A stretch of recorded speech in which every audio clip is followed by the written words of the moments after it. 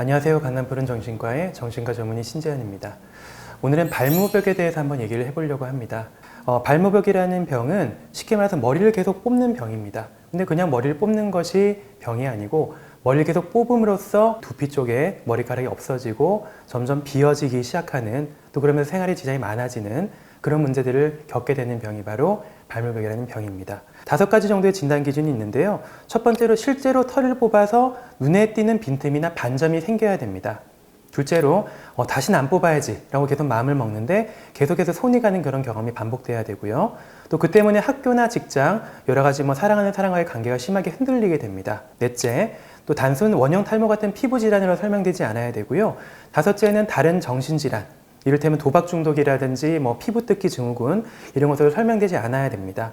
이 5가지를 모두 충족할 때 우리가 발모벽이다 라고 생각을 하시면 되겠습니다. 여기서 제일 중요한 포인트는 머리 뜯기가 너무 심해져서 이것 때문에 내가 일상에 얼마나 기능에 지장이 있는가 하는 부분을 또 중점적으로 병의 기준으로 생각하시면 되겠습니다. 이 병이 얼마나 흔할까 생각할 수가 있는데요. 사실은 그렇게 드문 병은 아닙니다. 대규모 역학 연구들을 종합하면은 인구의 한 1%에서 2% 정도 내가 일생에서 발모벽을 경험하게 된다라고 얘기를 합니다. 대개 초등학교 고학년에서 중학교, 대략 한 만 12에서 13세 무렵에 가장 흔하게 시작이 되고 유병률 자체는 남녀 차이가 크진 않다고 합니다. 그리고 불안장애나 우울증, ADHD나 강박장애 같은 병과 함께 진단되는 경우가 굉장히 흔합니다. 우울증이나 여러 가지 불안장애나 강박증 때문에 여기서부터 시작해서 파생되는 스트레스가 머리를 계속 뜯게 만들기도 하고요. 또 머리를 계속 뜯다 보니까 생기는 불안과 우울이 나타나기도 하는 거죠. 어디까지 심해질 수 있을까? 환자분들의 형태를 보면 좀 상당히 다양한데요. 이런 옆이나 뒤쪽에 조그만 마치 땜빵 같은 그런 상처만 있는 경우도 있고요. 또 어떤 분은 모자를 벗자마자 굉장히 심하게 전체적인 탈모가 나타나는 경우도 있습니다. 또 드물게는 뽑은 털을 계속 삼키면서 그 뽑은 털이 위 안에서 어떤 위석이라는 둥근 구체를 형성하게 되면서 수술을 받게 되는 그런 경우도 있습니다. 외모 변화보다 훨씬 더 힘든 거는 사실 수치심과 회피거든요. 이런 것들은 내가 하기 싫은데 계속 하게 되면서 수모스럽고, 그러니까 사람들 자꾸 피하게 되고 사회생활을 하지 않게 되고 점점 위축되고 항상 모자만 쓰고 다니고 이런 식의 행동 변화가 나타나기 때문에 생활에 좀 심각한 지장을 받게 되는 병 중에 하나라고 생각을 합니다. 발모벽이 왜 생기게 될까요? 한 가지 원인만 존재하는 것은 아닙니다.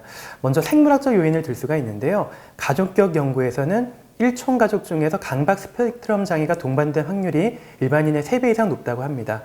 그러니까 강박 스펙트럼이라고 하는 거는 강박증과 관련된 그런 병들을 말하는데요. 강박증, ADHD, 아니면 피부 뜯기 장애나 이런 발모벽 같은 것들을 함께 아울러서 얘기를 합니다.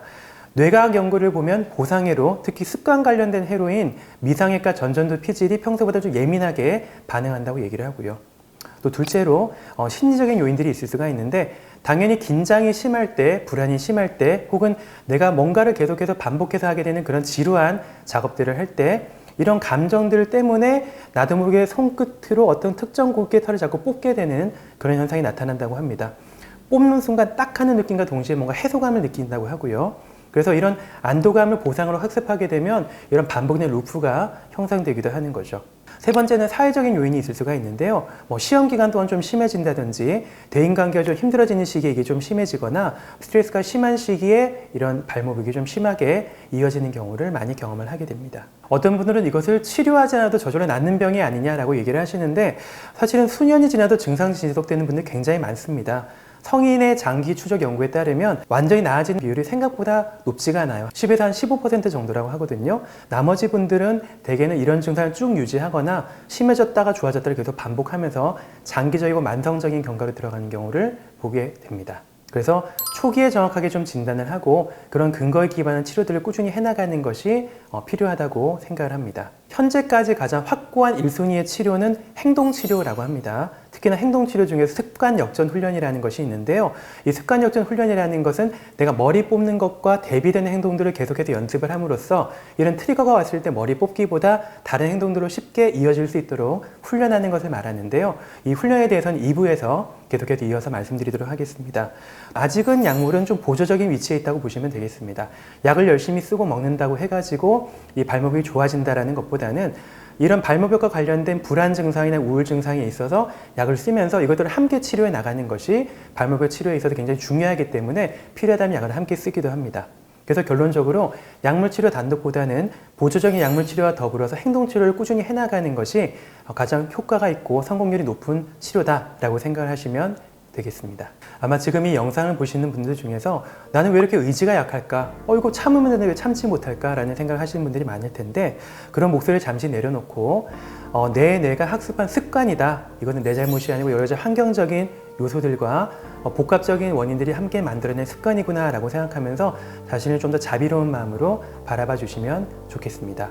2부에서는 좀 더 구체적으로 이것을 어떻게 치료할 것인가, 특히나 행동치료적인 측면에 초점을 맞추어서 이 발목을 어떻게 좀 치료해 나가는 방법들에 대해서 설명을 드리도록 하겠습니다.